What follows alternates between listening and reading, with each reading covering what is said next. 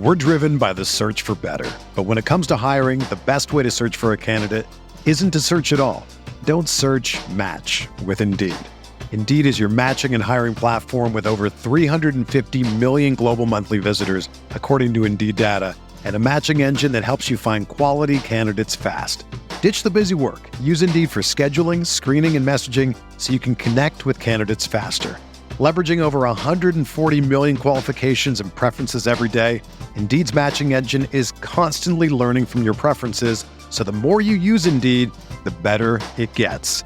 Join more than 3.5 million businesses worldwide that use Indeed to hire great talent fast. And listeners of this show will get a $75 sponsored job credit to get your jobs more visibility at Indeed.com/Blue Wire.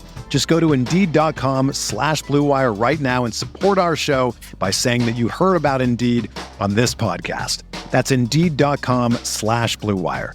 Terms and conditions apply. Need to hire? You need Indeed.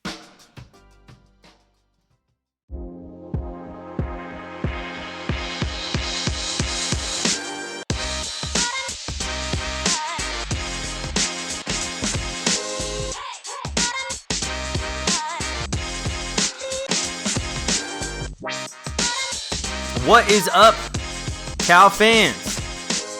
We are officially in season after your Golden Bears beat the mighty UC Davis Aggies. And so we are live. We are back with an episode of the Bearcast, a proud partner of the Blue Wire Podcast Network. My name is Andy. Alongside me, Rob. What's going on over there? You know, I rewatched Draft Day very recently. Kevin Costner, Jennifer Garner. One of my favorite football movies of all time. I don't care what anyone says. But in one of the closing scenes where he's talking to some other team's GM, and it's like a young GM, right? On the phone, he goes, "Someone on this draft always comes out looking like an ass. I'm trying to help you not be that guy." That kind of feels like where I'm at right now. Like, looking at the college football landscape after this weekend, like, someone came out looking like an ass. I'm just glad it's not us. I wasn't sure where you were going with that. If you were referencing me and my optimism and trying to essentially get me to tone it back, or where it was going. All I will say is Vontae Mack, no matter what. Vontae Mack, no matter what, baby.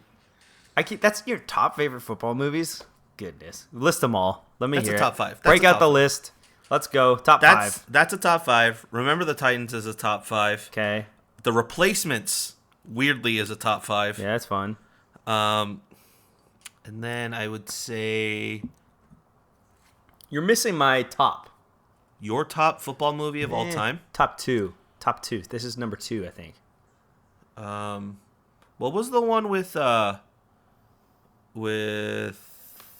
oh my goodness, why am I blanking on what his name is? Oh jeez. The one, I think it's Invincible, where he plays that like walk-on Philadelphia Eagles player. Do you know what I'm talking about? Yes, with Bradley Cooper? Is that Bradley Cooper? Wait. I'm thinking of I'm thinking of a totally different one. You're thinking of a totally different movie. I'm thinking of Philadelphia Eagles. I think Mark Wahlberg. Mark Wahlberg. Invincible. Yeah. It's like a true story of this guy who tries out for the Eagles because the Eagles are having open tryouts. Greg Kinnear plays Dick Vermeil in it. I remember that. I thought it was Silver Linings Playbook. Is that not about it? I don't think that's a football movie. He wears a football jersey. I don't think that's a football movie. That same argument applies to that this is going to cause a firestorm, but is Die Hard a Christmas movie? Just because it takes place in Christmas, would you consider a Christmas movie? So you're saying that he wore a football jersey, hence it's a football movie. I mean, as you know, don't take anything I say with movies seriously. All right. The Blind Side, definitely number 2 for me. Blindside's definitely up there. But for my list, I would close it out with Friday Night Lights. That's my 5. Okay. Questionable. The Longest Yard is not making mine, but I'm trying to figure out some other football movies. We Are Marshall.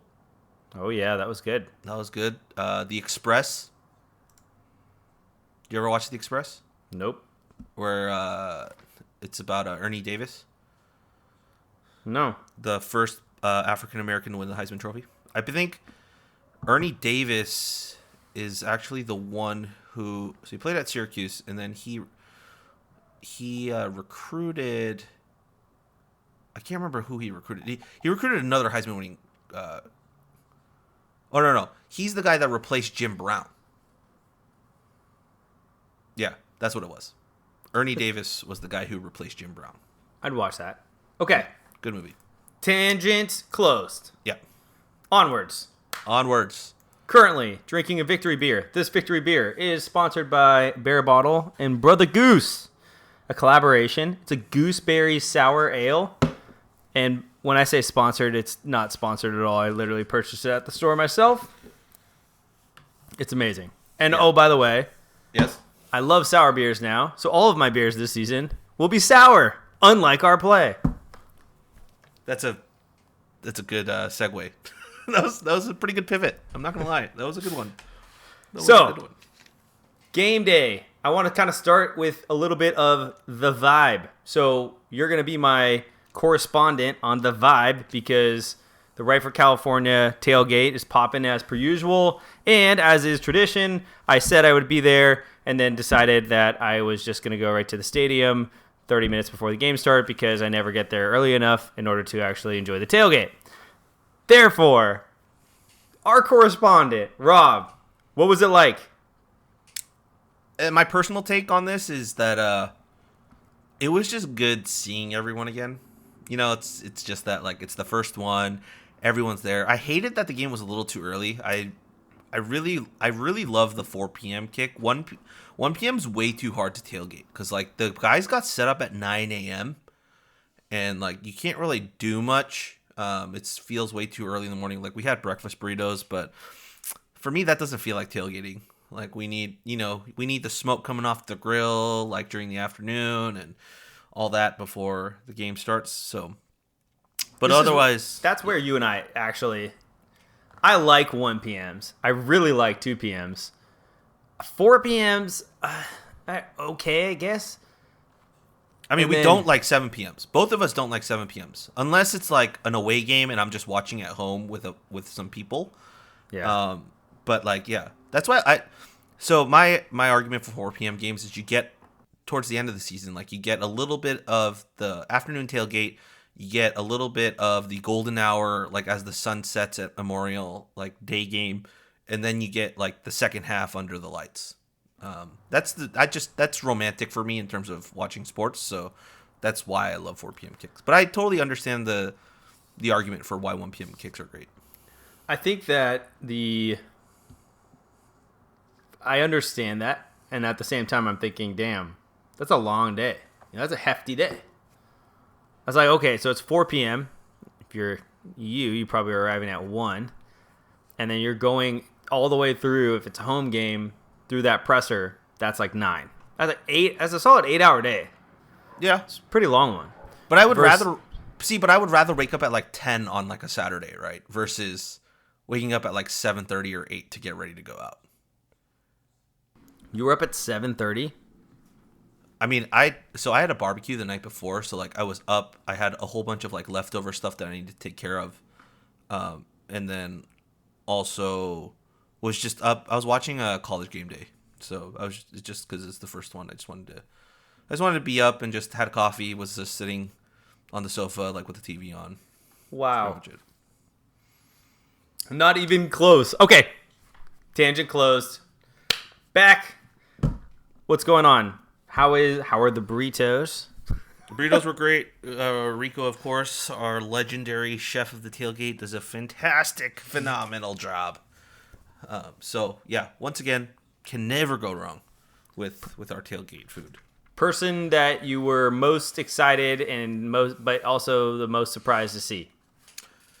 Most surprised to see? You could separate those two. Give me one most excited, one most surprised.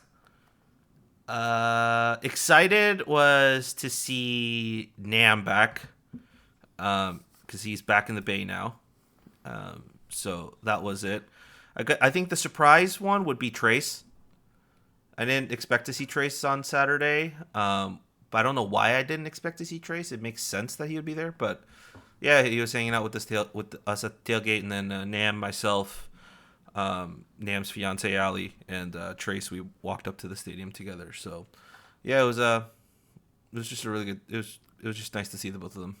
And those Ben and Jerry's, Yeah, ice cream cups, those were missed. Those are saviors. Yeah, for us. Yeah. Oh gosh. All right, fine. Quick rant. Time out. So here's my overall perspective, and if this loses me the press pass, so be it. I think that if we want to have a championship caliber program, we should take that mentality in everything we do from a program perspective. And that does not mean that the press box is absolved of that responsibility. And personally, look, I'm blessed to be in that box. Blessed. I'm very grateful to be up there. It's not really, this isn't a speech for me. But if you're a visiting writer, like the guy next to me was a writer, I mean, albeit for like the Martinez Gazette or something like that. But nonetheless, he's coming in from Martinez, dealing with traffic, sitting there watching a Cal football game, and you're going to serve him like Fire Festival sandwiches? I don't understand. Like, why aren't we taking it? You should want to attract. Like, I think that that's one of those things to me that, like, I look at this as an indictment of the entire athletic organization. Like, if you aren't thinking about those details and thinking about, okay, like, what's going to happen? Okay, let's say Cal goes 5-1, and all of a sudden you have the press box is full and Washington coming packed. in. Yeah, and now the press box is packed. Are you really going to serve sandwiches that have 2 tomatoes and roast beef? That's it? And he's describing my sandwich. And then mine, where they didn't even bother to fold the damn turkey the right way on a sandwich. No one's ever put turkey on a sandwich that way. Ever. In the history of sandwiches, no one has ever put turkey on a sandwich that way. I think, like, you have to be an insane person to be like, or fold the turkey. What? It's so frustrating to me that you could have an experience that poorly, and it's like it just doesn't vibe with the ethos of where we're trying to go as a program. You know what it also is too, is because like I've been to like opposing teams' press boxes now too, and writers talk. Like, writers absolutely talk, and they're like, yeah, this food's not good, or like, yeah, like that place had such good food, or like that place like was the press box was amazing. Like, I know some of our writers got to go to UNC, and I know they had a full on like pulled pork barbecue set up in the press box, which is like drastically different from where we're at right now. It would be so interesting, just for the sake of comparison, to get the Notre Dame press pass, just for us to observe how, like, what that's like. But the issue is with Cal too, is the flip side of this is I had this deep immense, I was taking a picture of it because I try to take a picture every time. You just never know, like, when you're going to get back, let alone the rant that I just went on and the impact that will have. So I was sitting there taking this picture, and I'm like thinking about exactly what you just said. All the other press boxes that I've had the privilege to go to, whether it's Levi's, where you're a million miles in the sky, you feel so disconnected from the game because you're so high up. But unlimited chicken tenders. I mean, don't get me wrong, the food there is absolute fire. Yeah, absolute fire. But like from a view standpoint, and then there's others where you're like, I mean, look at Cal basketball. You're like tucked into the corner section. It's just a terrible place to observe a basketball game. And then I just have seen so many different others. And, as we looked at, and even like as we were experiencing the Cheez-It Bowl in Chase Field was very well set up for baseball, but was terrible thing. Absolutely horrendous for football. I mean, one of the possibly the worst angle in the entire stadium. So I just had this moment where I was like, you can see the game so well from the Cal Press box. Yep. You get to see, when I was really trying to focus in on play, setup, the design, I can see all of that, and I can see all of it so easily. You can see how they develop. You can see who, like, if there's a mistake made, you can see where it happens. There isn't anything that you are really prevented from seeing by where you're located. And yet, you follow it up with that. With like, the salad was like fine, but it's like even the lettuce there was like, that lettuce was like looking like there's other lettuces that look at that lettuce and are like, where the fuck did you come from? All right, sorry for the it was hot too. Like, so the windows were open, so like the lettuce wasn't even on ice or anything. They were just like straight up wilting. Like we wilting. Witnessed lettuce die. Yeah, the other lettuce is like, somebody go help that lettuce. You're just letting it die out there. Yeah. Help, I've fallen and I can't call for help. That's kind of what the lettuce was going for. Like, we needed to get him one of those saver clickers that you give to old people, right? Yeah, just that it's been mashing that button that whole time. And so I guess that's my conclusion is I want us to, when you hear Wilcox talk about championship, and players talk about championships are won program wide. Yep. Not program specific. You don't win a championship just because your offense does well. It's a program wide mentality. Yep. And to me, we're not program wide on how we're doing that experience. And some people may look at that and be like, that's privileged as hell for you to be able to say that because you're in it, and I get it. And it's valid. But at the same time, I don't know. If you had a major donor that was coming to observe that game, and like that's the impression you want them to have, what about like the guy that you interviewed that... To be fair, if there's a major donor coming in, they're going to the university club, right? Oh, I know. But all right, so like, what's to say that I'm not a donor to the program? Like, you just never know who is involved with what. I don't know. It just feels like, when you get complacent, you take things for granted and you miss opportunities. Just as I was saying, like, I went to USF basketball game. I got to go to their, VIP section. I got to sit in that, and you start to understand like how other places do it. And anyways, I'll stop there. It was an interesting experience. We'll see if I'm allowed back, so stay tuned on that one. But let's pivot. Let's pivot. Let's talk about the on-field. Yeah. Let's talk about your on-field experience. I don't know, a lot of people know about your ability to go down there, so maybe just kind of lead us in there. Yeah, I mean, I took some video, I took some pictures. Like, I wanted to make an effort this year to, especially because a lot of the duties have been handed off, so it frees me up a little bit. We've changed up some of the structural, like, game day stuff for Cal, so I'm able to do this, and I've been wanting to do this for a while now. So taking video, taking pictures, like, I'll probably make a video montage like for midway in the season, and then I'll make another one at the end of the season. I'm going to try and take as many video and stuff of games as I possibly can. I'll most likely be on the field for Notre Dame too. That's the current plan. Like, I want to be on the field, like, taking video. That's historic stadium.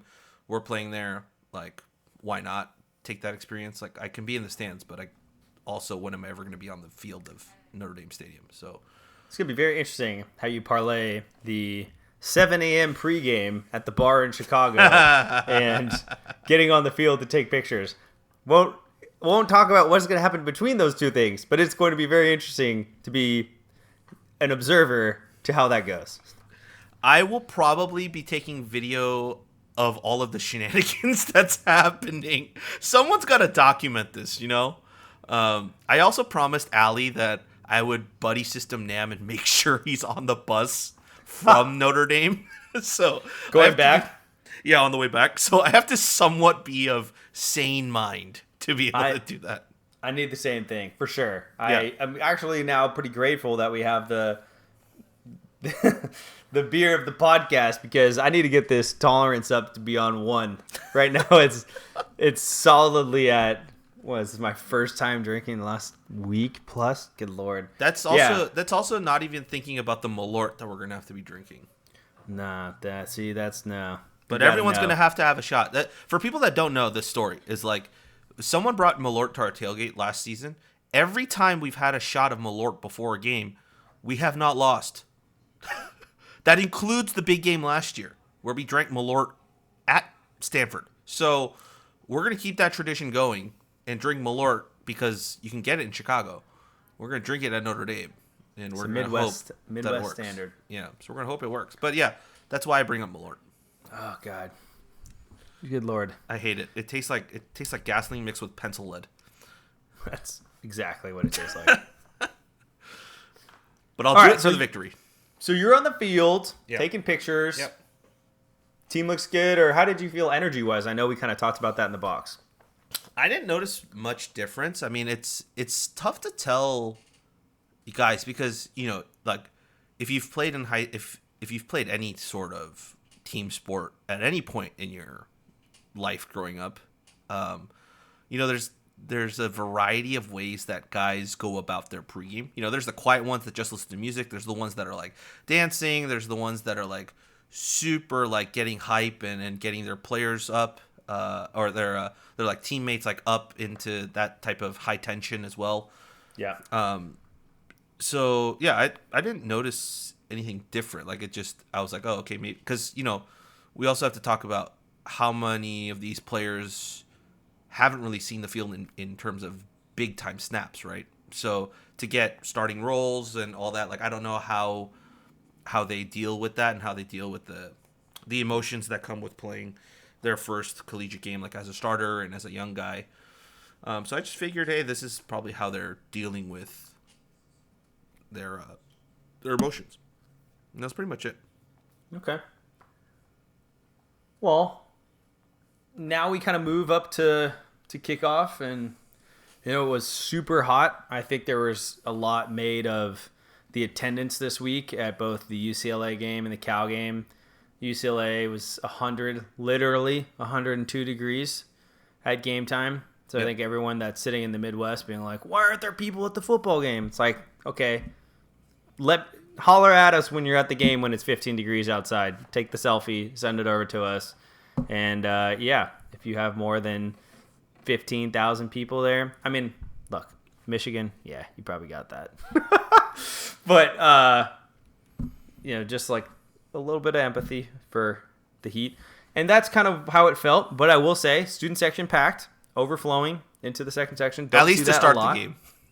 Yeah, to start the game. Third quarter started to see some people leave when a game looked like it was kind of in hand, and they were all in the sun for 2 hours. Yep. And we can kind of jump into the first quarter. What were your overall thoughts? I mean, we came out slow. Like, just the exact opposite of the Nevada game, right? Like, that's what I've been thinking about today. And we're recording this on Sunday. And I was just like, man, what, in terms of narrative, like, and the feelings that we were getting throughout the game, like, Nevada we came out, we scored on our first 2 drives. Looked methodical, the offense looked good, it was humming. And then it just fell off a cliff and, like, just was absolutely smashed in the face, and we didn't know what to do, right? Versus this one, where we came out flat, it felt like we might have gotten punched in the face, but instead of getting knocked out, we recovered and scored 24 unanswered, and then had the game in hand. And first quarter, if I remember correctly, Cal had -1 yards of offense. Yeah. Yeah, I can pull it up here real quick. And then the second quarter, I think it was 200. It was like Cal had -1, I forget, Davis 98. And then I'm pretty sure it was like Cal 200. Yeah. And then the second quarter for them was like 50 or something. Cal had 4 drives in the first quarter, and it ended in punt, interception, punt. So Yeah, 2 sacks. Two Yeah. 2 sacks off the blind side. Yep. That one was our left tackle just getting straight up beat, which is concerning. And then the other was a missed pickup or they didn't see The corner blitz. what was it, the nickel blitz. Yeah, the nickel blitz. Yeah. We were talking about that with Jesse of Rivals, right? Yeah. Yeah, it was the nickel blitz, and he was saying that they didn't account for him because he wasn't in the tackle box, which, one could argue that they should be accounting for a cornerback blitz or nickelback blitz, but at the same time, they might not have any tape on them actually doing that, so it might have caught them by surprise. So really, MVP of the first quarter, shout out Jasper, friend of the pod, Jamison Sheehan, with that punt from the end zone. Huge play. That was the first quarter, right? Yeah, he had his punts were 149 yards to the Davis 33. Then he had another 55-yard punt to the Davis 40. And then he had his long was a 65. Yeah. And that was it. His long was a 65. His average was 49.8, and he had 2 that ended up in the opponent 20. Yep. No touchbacks. Yep. Great day from Jameson. Absolutely great day. But it's not good. Not good when you're highlighting the punter being your best player in the first quarter. Yeah. What about you? Like, what were your overall thoughts on the first quarter? I really wasn't all that miffed at the offense because it was just like a couple of plays that didn't go. There was just a couple of plays that didn't work out that, that's unlucky. You had the whatever you want to call it. Maybe it was a post. Yeah, you had the deep ball across to the middle. Yeah, the deep ball to Hunter. It was off by like a hand. Yeah. Just missed that route, and if you connect on that, like that was a huge gain. So that was cool to see too, because we just haven't. I don't think we've had a quarterback that has been able to execute that type of throw in a while. And so it was very cool to even see that we would take that shot. That just felt different to me. But then, Damian Moore was getting plugged up in the inside. The offensive line wasn't getting much of a push. You have the 2 sacks. That's kind of illuminating and already, concern for people, which is that the line, may have some issues this year. And then you have the pass out to the flat that gets bobbled like 3 times. I think it was actually maybe even Hunter that bobbled it. I can't totally remember. Yeah, it was Hunter that bobbled it for the interception. And it just like popped right up into the Davis player, and the Davis player just grabbed it. And, all of a sudden they already have. So it was like that. But like really to me, the concerning point was like UC Davis was moving the football.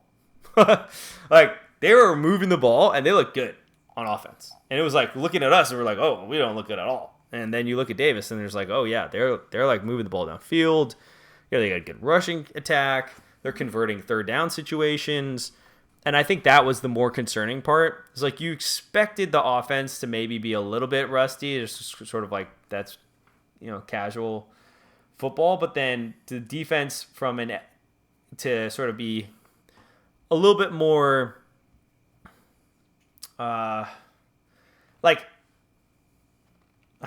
basically to allow UC Davis, like an FCS team, to kind of come out and move the ball that way, even if they are pulling out more of your playbook that you would normally see from any other team, was just a bit concerning. So that's where my concern came from. It really wasn't so much like the offense, like sort of like, I mean, I know that sometimes we get hype in these pods and all that, but like the things that I've been hearing out of camp have been overwhelmingly positive, and that's really weird.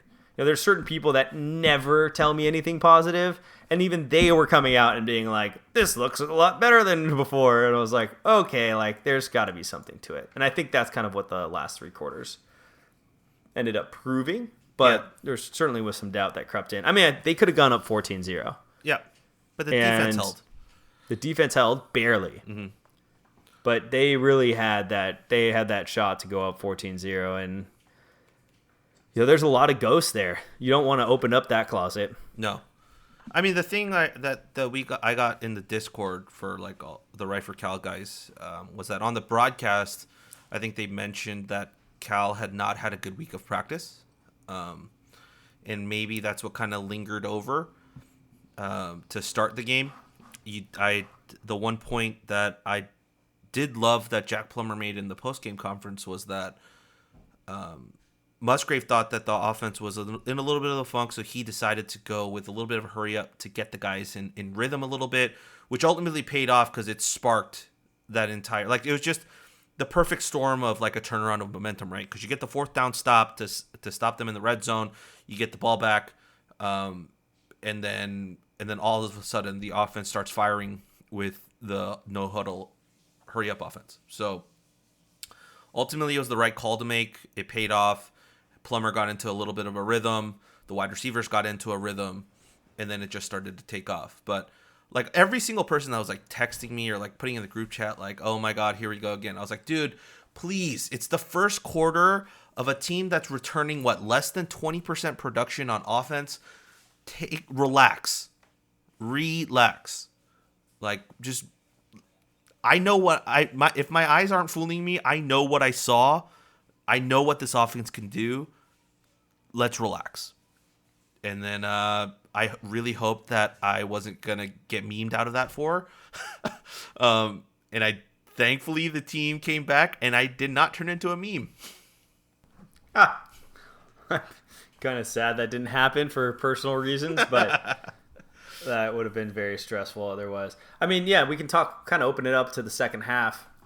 What did you think did you notice the change that Plummer was referencing with Musgrave? What do you think started happening? Yeah, I mean, as soon as we went to hurry up, right? I believe after the third, let me get the drive chart out. Let me pull it up here real quick. Yeah, it was just as soon as we started to go hurry up, because that's what he's talking about, right? Is that after the turnover on downs, and then we punt, but we go 4 plays, 18 yards, a minute 57, and you're like, okay, maybe that sparks us a little bit. I mean, it wasn't a 3 and out. Finally, we got 1 first down out of it, and then the second quarter starts, and we get the ball bunt off a punt, and then we score a touchdown. We get the ball back off a punt, we score a touchdown. And on those 2 touchdown drives, we go 8 plays for 53 yards, and then we go another 10 plays for 87 yards. Then we go 5 plays for 52 yards and score a field goal. We go 15 plays for 59 yards and score a field goal to start the third quarter. 4 consecutive drives, 4 consecutive red zone trips. Actually, the last one wasn't really a red zone trip, but close enough. We were at the UC Davis 23. And all come away with points. I don't know how you can say that the offense didn't turn itself around, like with that type of performance. And it just, you started to see the confidence. You started to see like my thing to Jesse was like, because we have been watching fall camp all fall. And it was one of those, like, those moments where after the first like drive where they got the touchdown, it was, oh, dude, we've done this a billion times in practice. Like, it works. We can do this. Yeah. And then it just started clicking. The wide receivers were better out of their breaks. There was so much separation. Like you saw, I mean, I think the one play that people should come off of with a little bit more enthusiasm for was not only the touch on the fade pass, but also the sheer amount of separation that he got on that fade touchdown. And that's the thing that you should be looking at going, all right, if we can consistently be able to do that, not get that much, because I know college football is not going to give you that much unless it's a broken play. But even half of that, and with Jack Plummer's arm, we're scoring a lot more touchdowns with conventional offense than we did last year. So that's kind of what you started to see. And I'm very curious your thoughts, because you're looking at this kind of blind, right? Because we have been watching fall camp. We have been watching the plays develop and what they've been doing. You're going off of what I've said and then all of these new guys. So I'm very curious to see like what your thoughts were on the progression of the offense through that horrific first quarter. Yeah, I mean, this is my Top Gun experience.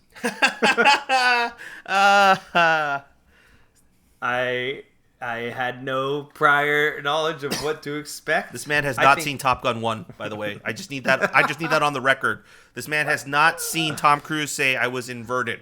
Like I don't know what to do with this man. It's like one of my favorite fun facts. I digress. I mean, okay, so I think, like, let me give you the casual fan perspective, and it's not even, like, casual. I think, like, if you don't consider yourself a casual fan, you consider yourself a serious fan. I believe that anyone would have this take, which is the Jaydn Ott experience arrived in the second quarter, and we saw the beginning of it. We're like, oh wow, Jaydn Ott's going to get his first action really early. It was like 6 yards. He was getting like 6 yards gains. And it was just a clear upgrade over what Damian Moore had done on the first couple of drives, where Damian just looked a little sluggish. And then it was just like this speed and falling forward, and you just a different dynamic aspect to what we had seen in the last couple of years. So number one, so then you start setting it up, and then I really think the MVP of outside of Plummer, because he's making the throws, I thought the MVP was Hunter. Hunter had like 6 or 7 catches in the first half for like 60 to 70 yards. And for the most part, outside of the one that was down the line that he bobbled and like brought down and it was reviewed and ultimately ruled a catch, I thought most of them he was kind of like making like good plays with his hands. And but that really like opened up the offense. And like as you said, like the one thing that I think if we had gotten Hunter alone in the press conference that I actually would have asked would have been, how in the hell did you get so loose on that route? Like there was that much space. It was like 3rd and 2 from the 2. Like how did he get so open in such a short amount of space? That was very, very exciting to see. And the ball delivered, I said it was like a Jared Goff-esque. I mean, that was my favorite Jared play. He never missed that pass. That fade, Jared's fades were ridiculous, just legendary. And, I still think he has that throw in the NFL. He does. He does. We're driven by the search for better. But when it comes to hiring, the best way to search for a candidate isn't to search at all. Don't search, match with Indeed. Indeed is your matching and hiring platform with over 350 million global monthly visitors, according to Indeed data, and a matching engine that helps you find quality candidates fast. Ditch the busy work. Use Indeed for scheduling, screening, and messaging so you can connect with candidates faster. Leveraging over 140 million qualifications and preferences every day, Indeed's matching engine is constantly learning from your preferences, so the more you use Indeed, the better it gets. Join more than 3.5 million businesses worldwide that use Indeed to hire great talent fast. And listeners of this show will get a $75 sponsored job credit to get your jobs more visibility at Indeed.com/Blue Wire. Just go to Indeed.com/Blue Wire right now and support our show by saying that you heard about Indeed on this podcast. That's Indeed.com/Blue Wire. Terms and conditions apply. Need to hire? You need Indeed. Yeah, I think that Plummer, for me, it was confirming what I had. You read all this, okay, like reread Moneyball, and what you see with your eyes is different than what the analytics say. And I think if you take like what Peter is doing with the analytics and looking at Plummer's throws and like where he's at as a passer, and how he grades out from deep balls to intermediate balls to short passes, and then you pair that with what I had seen in the tape. And it sort of confirmed what I thought. This guy's got a live arm. He's unafraid to throw deep. And when he throws deep, good things happen. And then, maybe, a little bit more mistake prone sometimes, but he's going to take that risk. And, like, what did we see? We saw basically the same thing and then a little bit more escapability than I think people were giving him credit for. I think a lot of people thought that Plummer was just going to, like, sit back and, like, be a statue, like, be Peyton Manning slow. And, like, okay, the second the line breaks down. But no, he has great footwork in the pocket. As the pocket was collapsing, he's not sprinting out of the pocket to the left side, to the right side. He's stepping up into the space that the collapse of the pocket creates and then delivering the ball. And the best pass of the game, even though it was in the second half, so I'll just kind of skip a little bit here, in my opinion, was by far that play to Monroe Young. that was the coolest play. I mean, I know, Rob, you missed this one. But the fact that he sat there, the pressure's coming. He's like, I'm not throwing it, the receiver's not open. I have to wait. The wheel route has to develop here, and he has to get beyond that linebacker in order to be open. And then once he is open, I got to deliver the ball immediately because I can't have somebody in the secondary come down on it. And it was literally that. You just watched it, and it was okay, he's not open. Hold. Pressure's coming. He's open. Immediate on a line. And then Monroe, boom, in his hands, in stride. When was the last time I've said that? And then he's off into the secondary and doing things that receivers are equipped to do. Put defensive backs on skates. Yards after catch. And so you just sort of watch. It's kind of confirmed everything that you guys were talking about, confirmed some of the things that I had seen. And I think collectively, I almost wrote this. Collectively, you almost heard the stadium just exhale. It was just this, finally, maybe not another, a fifth year of the same offense that we have seen. There's legitimate excitement, when they would talk about explosive plays. Sometimes we would talk a lot about Chase scrambling as an explosive play. But ultimately, some of those plays were broken down and it wasn't intended. Some were when you're designed them, but others were not. And a lot of I felt like our explosive plays came by design, not by accident. Yeah, I mean, look, I'm looking at the scoring differences, and we talk about Ott, right? The dude I think had 7 yards in the first half, he had 14 yards in the first quarter, right, on 2 carries. And then the second quarter, he proceeds to go 8 carries for 35 yards. The dude just got in rhythm and was just if you're gonna keep handing me the ball and you're gonna give me open lanes, I'm just gonna keep doing it. And it just slowly took off until he ended the game with over 100 yards rushing. It felt like every progressive handoff, he was that much closer to breaking it into the next level. Yep. And he'll get there. I think this was a lot of the guys, right? We saw DeCarlos with a couple of runs where we kind of felt if he just high stepped just one more dude, one more tackle comes at the wrong angle, he's gone. I felt like that coming with Ott, and I kept telling you in the press box, I feel like it's coming. I feel like we're gonna bust out for a long run, and it just never came. But the way he was running, the way the offensive line was getting push and getting lanes open for him later into the game, it just felt like it was coming, and it never did. But I hope that comes against UNLV. I mean, I like the odds right now. Yeah, I like the odds. Yeah, I think we're 14.5 points favorites, according to Vegas, which I don't really like in terms of just the bad juju, but it is what it is. Now, remind me, we were up 13 going into half. Does that sound right? We were up 17-7 going into halftime. 10. Yeah, we were up 10. And then, all right, so halftime, Cal band's on the field doing their thing. Yep. And we come out, and let's talk about one of the first plays. Walk me through it. All right. Well, I think the first half was what I would call it was one that I think the Cal defense would want back. Yeah. There was the Jackson Sermon, I think that was first half, where he went up and almost high pointed it with one hand for an interception. Yep. Craig Woodson had one that was on both of his hands. Almost looked like a pick six and just just completely dropped. And, I think, when was Irby's play? Irby was later. Irby was third quarter?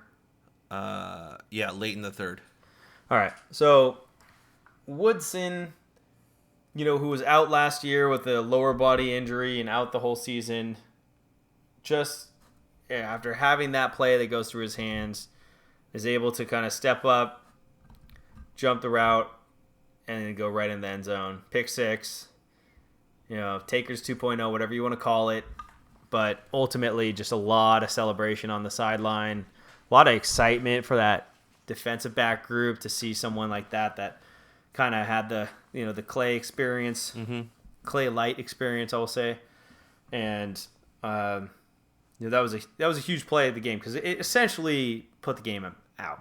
It was like, all right, this is over. Yeah. I felt like it was like, yeah, like Davis could make it close, but like there was no, with all the other weirdness going on with UNC and with East Carolina, North Carolina State, and like you just have all this weirdness kind of happening. UCLA and Bowling Green were tied for a long period of time.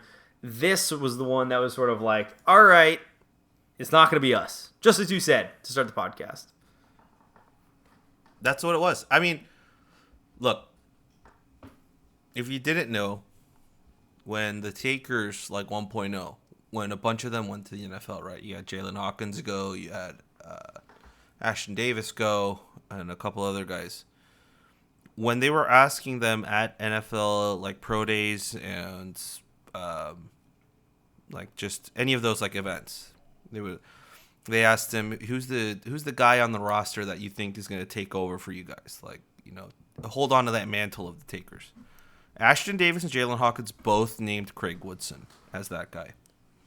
We haven't been able to see him. He had a great fall camp last year and unfortunately wasn't able to go after that injury and was out for the season. He comes back, and after, as Andy was saying, a terrible first half, just execution-wise as a defense, despite holding, catches his first interception as a pick six, and the play, a couple of plays before, almost had another interception, or a couple drives before.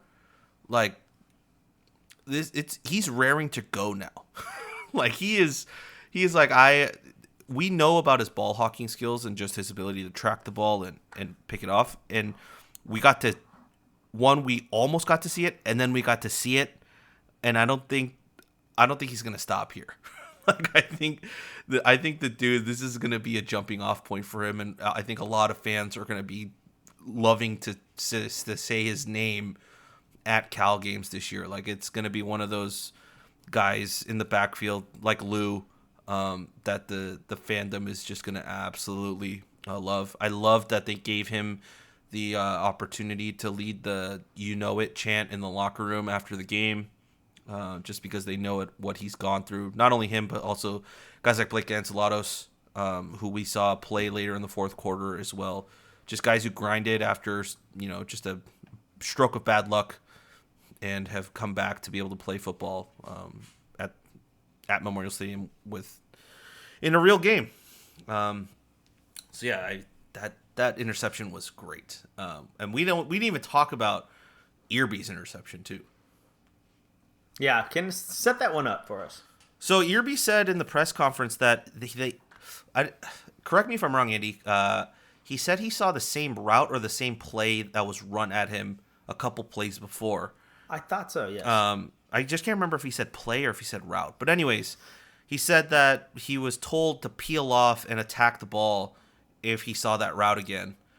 And so that's what he did. He saw the route coming. He waited until the throw was in the air. He knew that he didn't have to track too far, and just accelerated, beats the receiver to the punch, and picks off the pass. And it was just done in such good fashion. I mean, if you don't know, the man is a true freshman. He has just gotten to campus maybe 2 months ago, and this dude is already pushing himself to potentially be a starter. Isaiah Young had a great game today. Don't get me wrong. He was fantastic on the other side of Lou. But you have to, the questions at least are being asked by Irby to Isaiah Young and to Lou.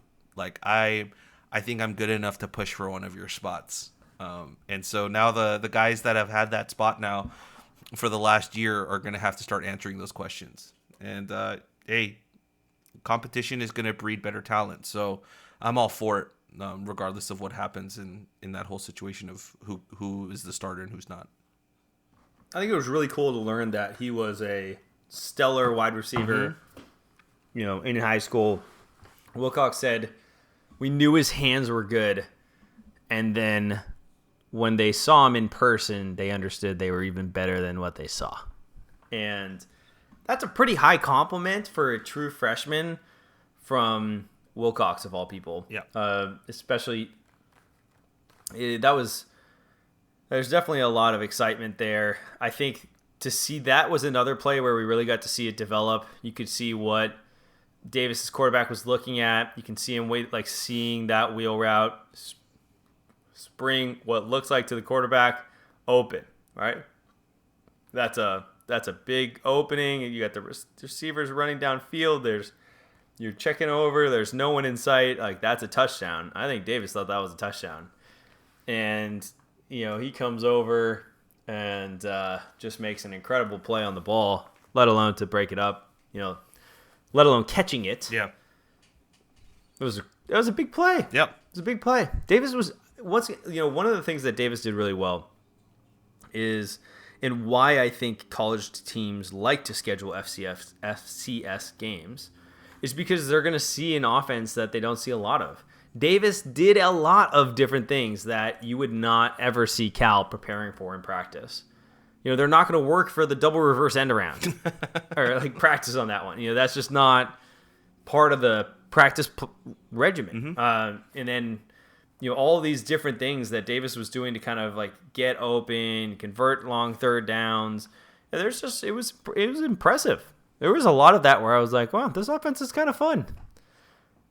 And, that was a big play in stopping a drive that, I don't know how many times. It must have been 4 or 5 times where I was like, Davis is rolling again.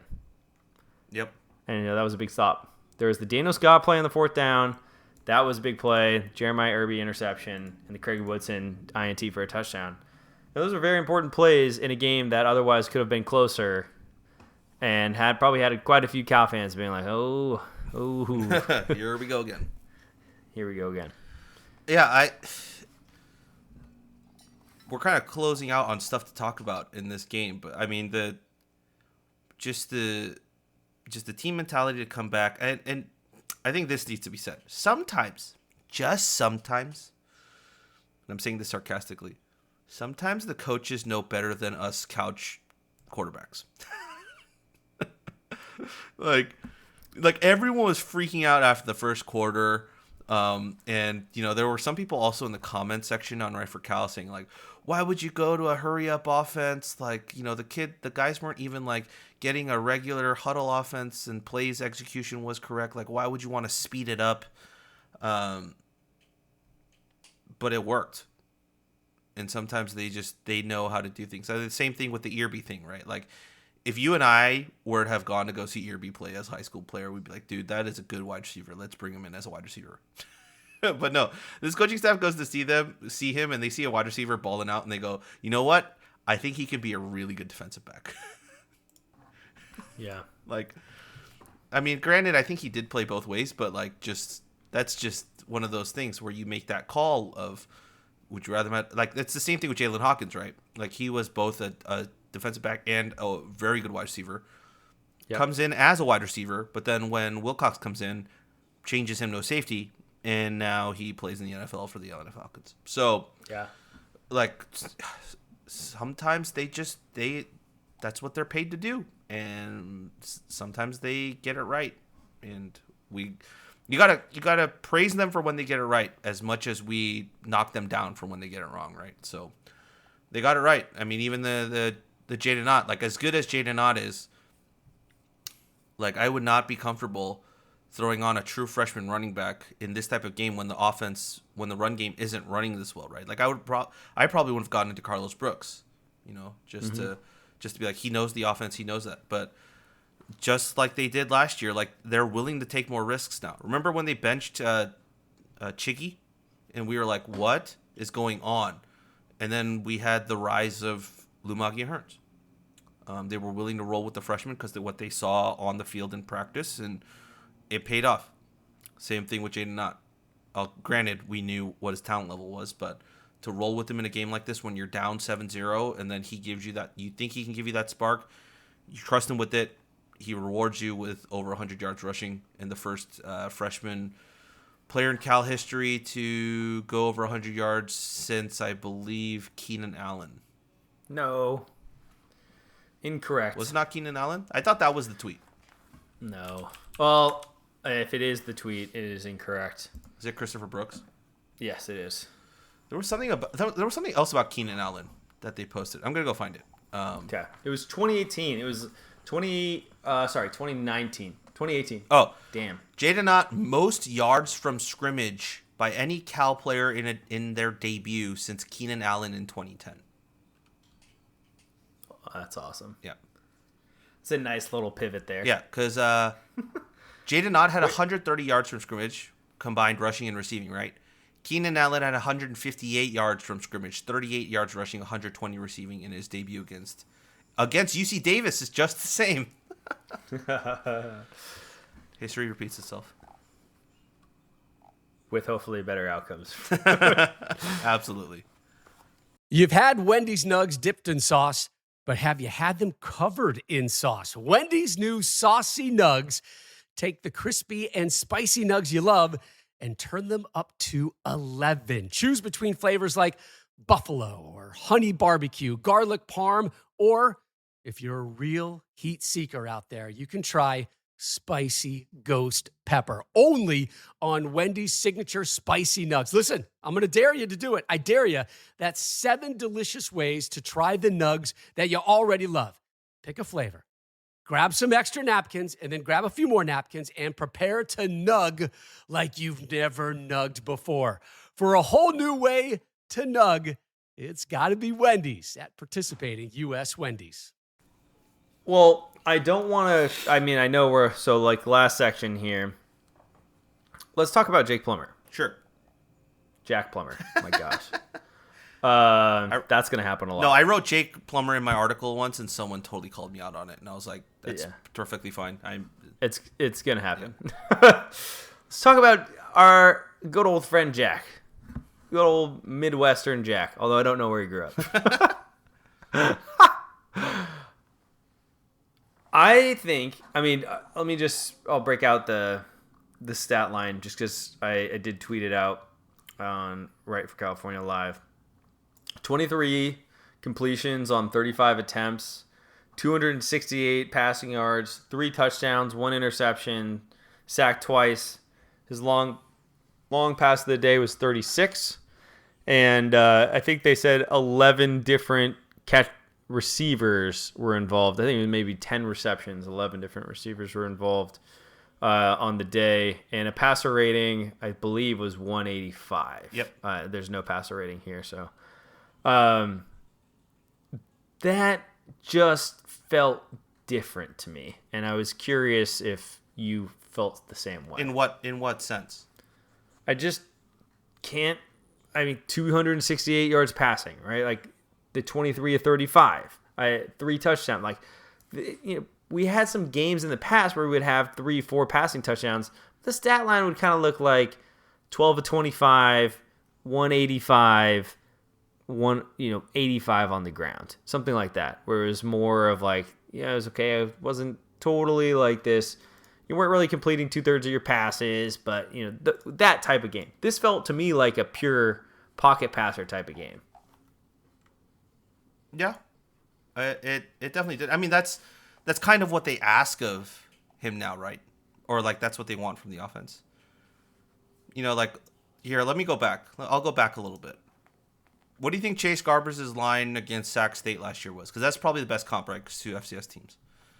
I remember it was terrible. We scored 29 that game, right?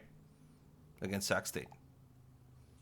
I thought his completion percentage was in the 50%. I don't think he passed for much more than 200 yards. I don't know how many touchdowns, so I don't want to take away that. That's what's in my mind, but I could be dead wrong. You're dead wrong. He was 22 of 34, 1 interception, 2 touchdowns, 288 yards. Damn it! With a long of 45. Revisionist history. Damn you. Like that was his stat line against Sac State. But what I can say is that he also added 68 yards rushing on 4 attempts, right? And a touchdown. So he accounted for 3 touchdowns, except one of them was probably off a scramble. I revisionist history again. I'm pretty sure it was a scramble. I would assume it's a scramble. And then 2 in the air with 1 interception. The only issue here now is that we're so focused on Chase's run game and like his legs and his ability to do that for us, that it feels weird to be watching a quarterback that's probably the polar opposite of Chase. Like Chase was a dual threat, albeit like might not have been like an A+ dual threat, right? Like not like a DTR or anything like that, but he was a dual threat. He had a decent arm and he had really good legs.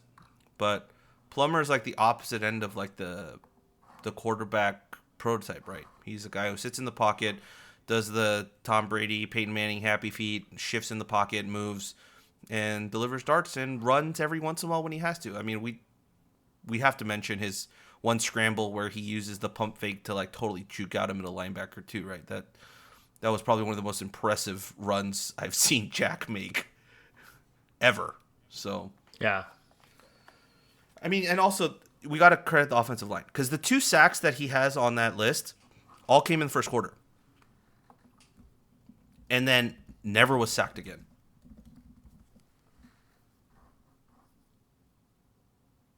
Yeah. It just felt like it's interesting. And it's interesting just overall because I think that's an amazing call out of my revisionist history there. To me, maybe the difference won't be that significant in what we'll end up seeing. But it just felt, to me, it was like night and day. And so maybe it's just sort of like confirming what my bias is. It might be. My bias might be that like I'm more inclined to want a quarterback that has like a stronger arm, can fit into narrow windows, and isn't going to have to make it up on the ground to be effective. And that could just totally be it.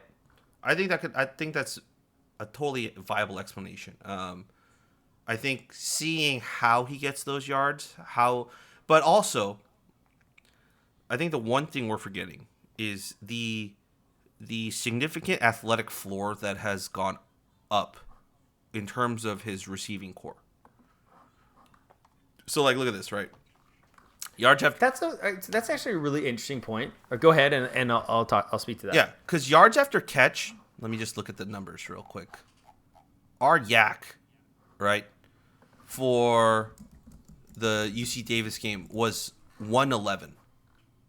Okay, but we had 268 total yards passing.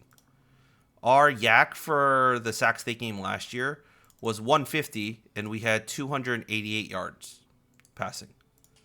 So the average is about the same, but it just felt so much like our eyes just showed that our wide receivers were getting much more separation. Granted, it's different competition, right? Like different players, different competition, and all that. But the separation they were getting, the types of catches they were making, like Sturdivant had a couple of his catches like over the middle that we were like, oh, that's incomplete because we were just so used to those types of passes just going into the dirt. But he makes that diving catch and then he stands up and does the first down like little hand motion. And I think it's just those types of little moments that all of us like kind of get our butt out of our seat and it's like has that electric feeling, right? Like when Sturdivant catches a pass over the middle in stride, you kind of get up because he's like, oh, he has the ability to get a guy, juke, or he has the ability to juke out a guy and maybe get, down another 25 yards before. We didn't have that. I think a lot of the times last season and the season before, it was like he'd throw the pass, the guy was down, and then the offense would move. Now, every time we catch it, like all of us kind of lean forward and it's like, is he going to be able to do something electric with this? And I felt that a lot when these guys were catching passes. Like I think all of us did that when Ott caught that little pass out of the backfield, right, for his touchdown pass. He got it. We kind of jumped. We knew he had the speed, and we were like, okay, if he just beats that guy to the edge, that linebacker to the edge, he's going to get into the end zone. And we kind of lean forward, and then what does he do? He beats him to the corner, untouched, and he's into the end zone. Yeah. So it's just moments like that, I think, that are probably, one, feeding into maybe our revisionist history a little bit, but also, on the other side, is slowly building up our excitement on why people were so hyped about this receiving core and that particularly that 2020 recruiting class. Yeah, absolutely. Absolutely. I think it's a lot, J. Mike Sturdivant, Jeremiah Hunter, Maven Anderson. I can't remember if Latu was involved. Latu was involved. Two targets, 2 catches.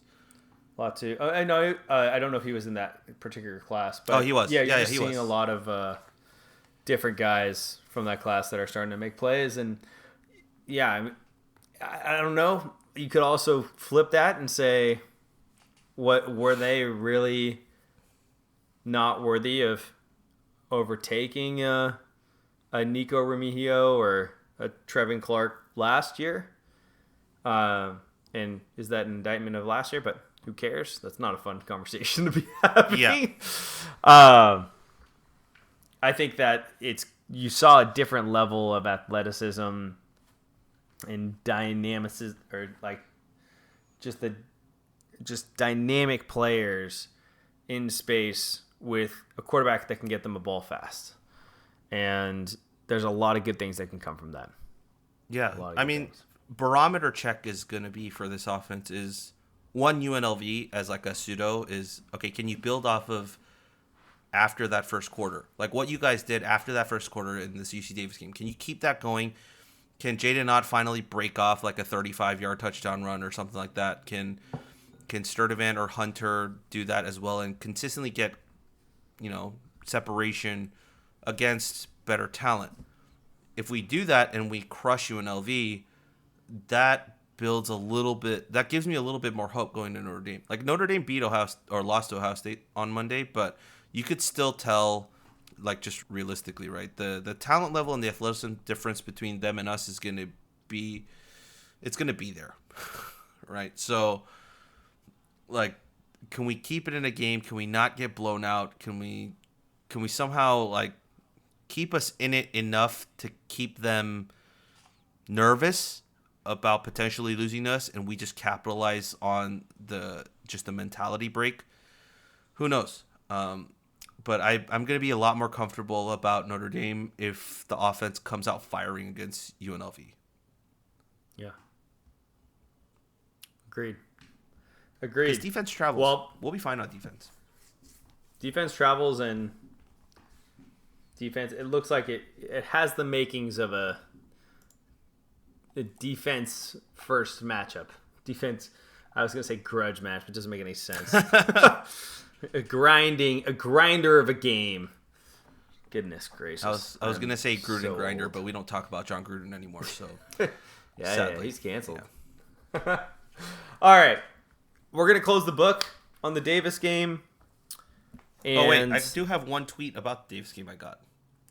Yeah. Let me read that out because we don't want to do our guys dirty. We got 2. We got one from Sid. I was stressed in the beginning, but understandably, I'm sure the nerves were running high. Just super happy that we got the W. Can't wait to see what Ott does in Pac-12 play. Absolutely. Gerardo says, well, first of all, he asked us a question. Any word on what was up with Moore? Anybody asking the post game? And then he says, man of the match has to be Ott, but shout out to the playmakers on the defense. Good to see Plummer bounce back with a nice game after a rough start. I'll start with the bottom up. Like, for those that like haven't talked to Plummer or have like his demeanor, that's his demeanor.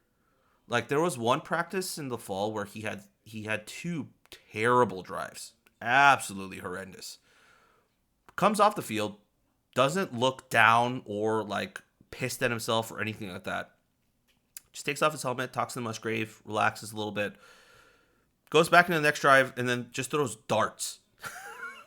And then has probably, I think, 2 touchdowns, back-to-back touchdowns after. So he's just that type of guy. Just super cool, super chill.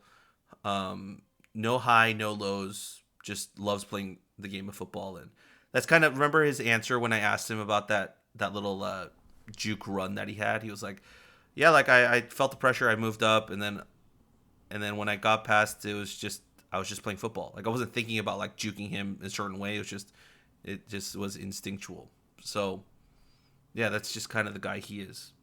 But what do you have any take on what was up with Moore? I don't think anyone asked him, but I think most of us probably know what the answer is. But what was your take, Andy? I mean, I'm a huge Damian Moore fan. Yeah. I don't know why he came out and looked as flat as he did. Man, it's just one of those. Who knows? I don't know. I definitely don't know why he looked that flat. It didn't look like he was missing big holes either. Yeah. It was like I think the O-line was maybe just as much to blame there. But you can see what the coaching staff really saw. Like, look, Damian's never had burners, ever. He's great vision, the ability to break the first, second tackle. And that's what I love about him. He's got that, like, mini Marshawn, super strong base, but he's not going to be the one that's going up the sideline. When you get a job at best burner type of player, and you get that speed, Shane Vereen had that speed. You get that type of player, you want to get them involved in the game. And ultimately, I think he had his lunch taken. I don't know. Like, I think Jaydn came in and was like getting 6 yards every play and falling forward with good fundamentals. And I'm guessing the coaching staff said, "We'll give it to him until he's not doing it." Ride the hot hand. Yeah. And Damian will have the opportunity to bounce back from that. Yeah. He's not in the doghouse by any means. I think it's just, as Andy was saying, they came out flat. They wanted a spark. They gave it to him, and he came in raring hot. So they just kept giving it to him, and he stayed hot the entire game, and no one else got in. And they gave Damian a rest to kind of reset. I would be very surprised if Damian is not the starter come UNLV still. Like, Jaydn is going to get a bunch of snaps, but like listed starter and the guy who starts the run game off, if it's not Damian, I would be very surprised that they've made that change. Same. Yeah, same. That's it about the game. We got one more thing to talk about, though. Kick it off. Take it away. So Friday, before the start, actually, college football had already started, right? And they had some games on Thursday, but before the real start, like Saturday game day of Cal football, or not Cal football, but college football. What happens? News starts to break that the College Football Playoff Committee is meeting to decide the vote for a playoff format change. So here's the article I wrote on Right for Cal. Nicole Auerbach, I think, for The Athletic, was the first one to have it. But College Football Playoff Board of Managers vote to expand playoff to 12 teams. 6 highest-ranked conference champions, along with 6 at-large bid format to begin for the 2026 regular season, unless earlier implementation is possible. So some of the notes from this is the top 4 highest-ranked conference champions will get a first-round bye, with the remaining 8 teams playing for a chance in the quarterfinals. The higher seeds would host the lower seeds in the first round of games, consisting of the 5 through 12 seeds. Approved CFP model, this is from Nicole Auerbach. Approved CFP model allows for first-round games to be played on either the second or third weekend in December, with at least 12 days in between the conference championship games and the first-round of games. So you wouldn't have that big lull that you have now, like a full month off between the end of the season and the start of the college football playoffs. According to Nicole Auerbach, the management committee will implement the decision by 2026 and potentially in 2024 or 2025 if possible. The CFP management committee, which consists of 10 FBS commissioners and the Notre Dame AD, will implement the board's decision, including determining matters such as dates for games, broadcast entities, revenue allocations, and sites for all 11 games, and the term of the agreement. CFP board Chair Mark Keenum says the 12-team format will begin for sure in time for 2026, but they're asking the commissioners to explore the feasibility of implementing it in time for 2024, 2025. acknowledges significant logistical hurdles to do so. He also is quoted saying, "It's time for us to make a decision. We need to give direction to our commissioners. This is where we are. This is where we think college football needs to be headed." And that is it. Finally. Bravo for nothing. My goodness. What's hilarious? However, well, I mean, let me say one thing before I hand it off to you. The most hilarious part about all this, because of what you said, is that the leaks started to come out on Thursday that they were going to have a vote on this on Friday. And then they voted on this on Friday, and then they were like, yep, we can get this done in 2 years. What the hell were you doing before? Dude, I mean, it's just mind-boggling. Like, after the disaster that happened 2 years ago, like, this should have been done. And it's just like one of those things where I think, like, you often see like a bunch of people pat themselves on the back for doing something that should have been done way easier. And you're like, cool, glad you're happy with yourself, but boy, that took a long time. I thought it was the 5 conference winners. So it's not. That's officially. It's that's what they say. Is let me read you the official. Like they have notes from the actual CFP. Number 1, the 12 teams will be the 6 conference champions ranked highest by the selection committee. No minimum ranking. 6 conference champions. No minimum ranking required. Plus the 6. So what's the other conference? No. So what they're saying is that it's not a specific conference. It's saying, you know, the CFP rankings, 1 through 25. Yeah. It's the 6 highest conference champions, regardless of what conference you are in. But you have to be a conference champion. But there's 6 of them. I mean, there's going to be more than 6, right? But it's the 6 highest. I'm confused. There's 5 No, there's 5 Power 5 conferences. So they're saying we don't care about Power 5. I mean, we're going to say the 6 highest ranked conference champions. But how many times are you going to see like the Mountain West champion, the MAC champion, the SWAC champion? Like, they're not going to be in the top 15 rankings, right? Correct. So, yeah. Okay. Just wanted to understand. So you get it now. Okay. Yeah. It's good. It's more inclusive. Yeah. And why rule that out? Could happen. I think I only have one question. Ultimately, my reaction is very positive. This is great. It's going to be better for the sport. It's going to be more equitable. I think it's better for the Pac-12 because it still gives them a seat at the table, despite everything else looking like their seat will be diminished. Yep. And I think that at the end of the day, it's good for Cal. Bigger chance that we have, when we have a good season, that we be rewarded for it. Obviously, there's a lot left to be desired in regards to how long it's going to take them to implement. Why we would have to wait until 2024 is beyond me. 2026. Like, we're already in. Dude, if they don't get it done by 2024, my goodness. You're going to see me out with, like, I'll be protesting with signs above my head. And it's just going to say anybody else. But you know what it is, though? Anybody you know else. What it comes down to? I think it comes down to TV rights. That's what it's coming down to. But, like, any media organization is going to want the better product. So it's like, just get it figured out. You could figure that's a solvable problem. Like, there's a lot of things with the NCAA I look at and be like, that'd be a hard problem to solve. Like, even though I can't stand the NCAA, all the stuff with the NIL, like, I look at that and be like, that kind of seems like a hard problem to solve. This is not a hard problem to solve. It is a better product with more viewership, and at the end of the day, if you're a media partner, it's going to be money in your pocket. So when there's money in the pocket, you'll figure it out.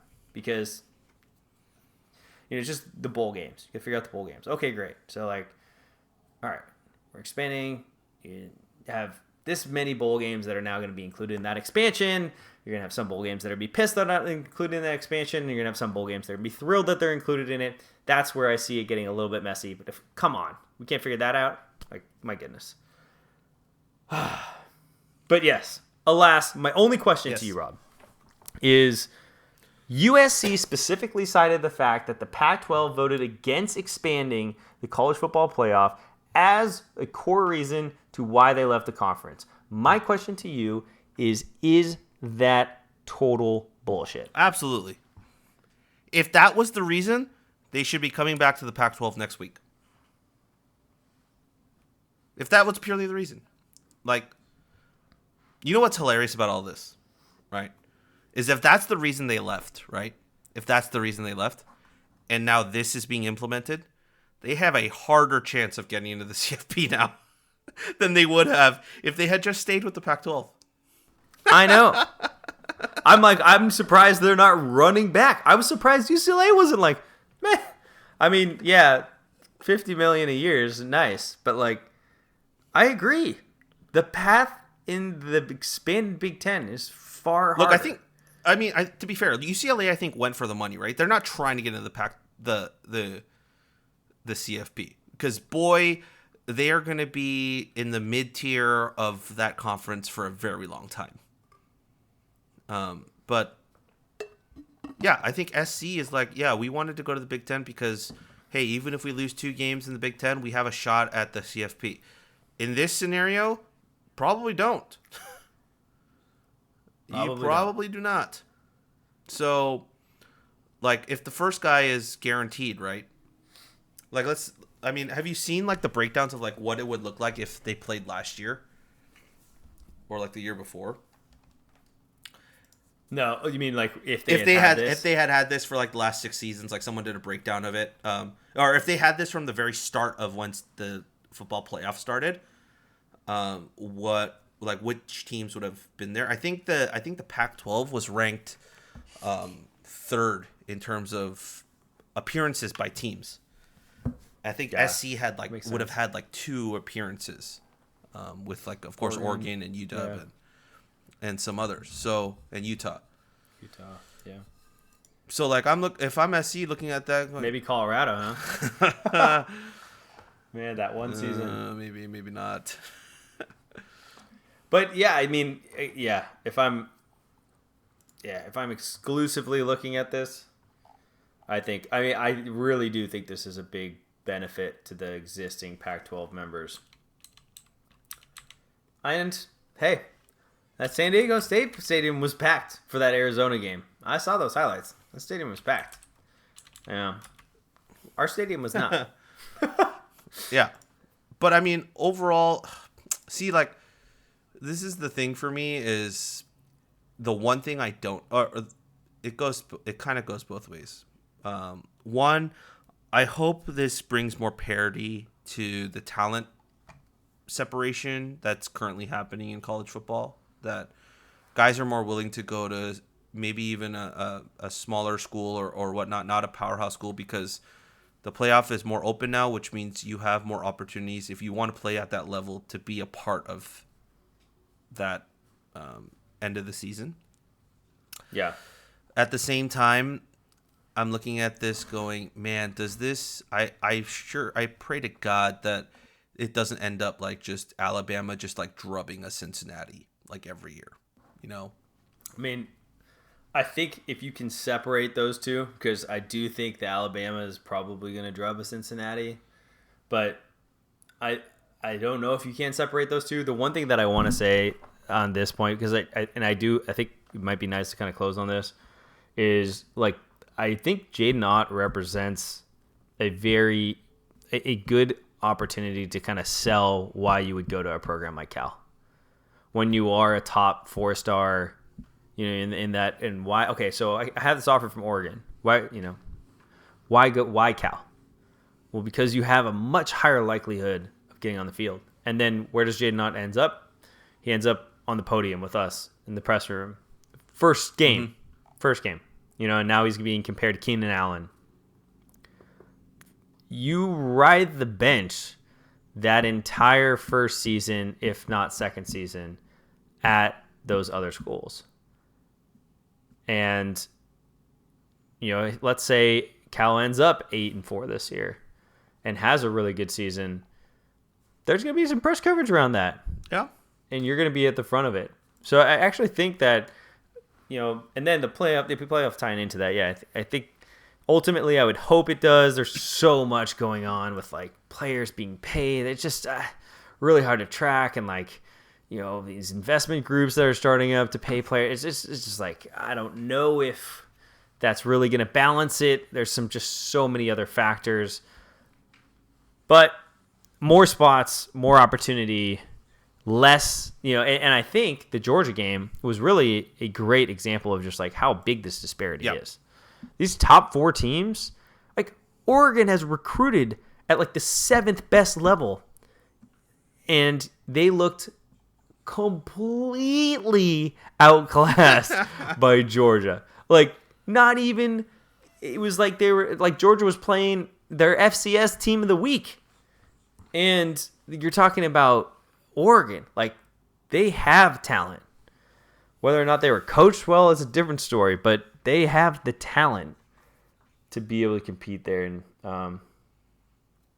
that was pretty eye-opening. Yeah. Yeah. And that's ultimately, that result, that Oregon-Georgia game, that's bad for college football. I do not get me wrong. Oregon fans are overconfident, annoying as hell, and a couple other superlatives that I'm not going to mention. But that's a bad result for college football. The Ohio State-Oregon game from 2021, that's a good result for college football. Yep. You want a school from the West Coast to be able to go in the SEC and play on a level playing field. For Georgia to come in and blow them out of the water and make it seem like these two teams shouldn't even ever compete again because it was so ridiculous, it's a bad result. College football is best with games like the LSU game today, LSU versus Florida State. It's best when you have a UNC and Appalachian State that are going into overtime. Those are the games that people remember. Yep. I don't think I've ever heard anyone talking about the, Alabama. I mean, we did it today, but about the Alabama USC game from 3-4 years ago that was out of conference. Yep. Right? No one's coming back here and being like, what a game that was. Damn, do you remember that one? That was sick. No. They're all going, do you remember that time Appalachian State beat Michigan? Do you remember that time Appalachian State and UNC? We thought the game was over in the press box, and then all of a sudden, tweets are coming out saying the game is still going on. We have no idea what's happening. That's what makes college football great. And so the less parity that you have in this sport, the less interesting that it is, and it just becomes, marketing and media for the top and a bunch of meaningless shit for the bottom. And I really hope we're kind of at this inflection point right now, and it'll be very interesting to see which way it goes. That's a good way to end it. I mean, that's it, folks. UNLV in Berkeley, Saturday, September 10th, 1 p.m. Be there. I will not. I will be in the stands. Andy will be in the stands. I will not. I am at a wedding in San Diego. I will be watching on my phone at Mr. Nick Truheit's wedding. Nick, if you're listening to this, it's going to be a good one. But if I'm looking down at my phone during your wedding, do not blame me, please. Do not blame me.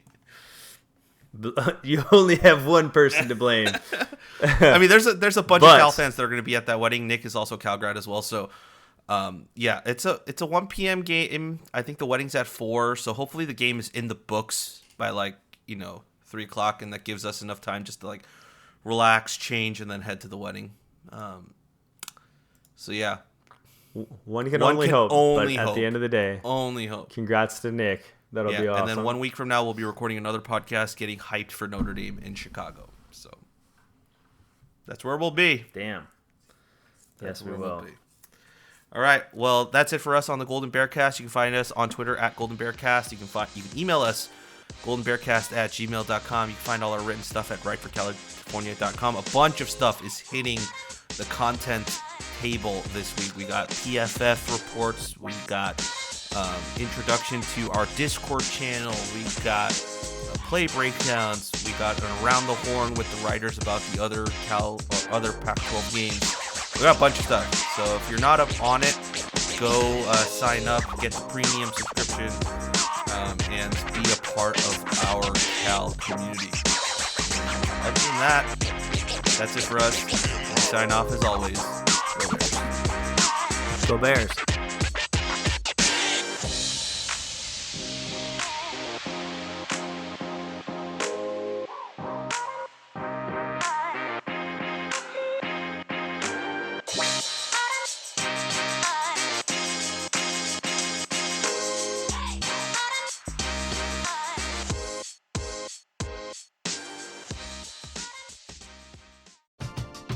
We're driven by the search for better. But when it comes to hiring, the best way to search for a candidate isn't to search at all.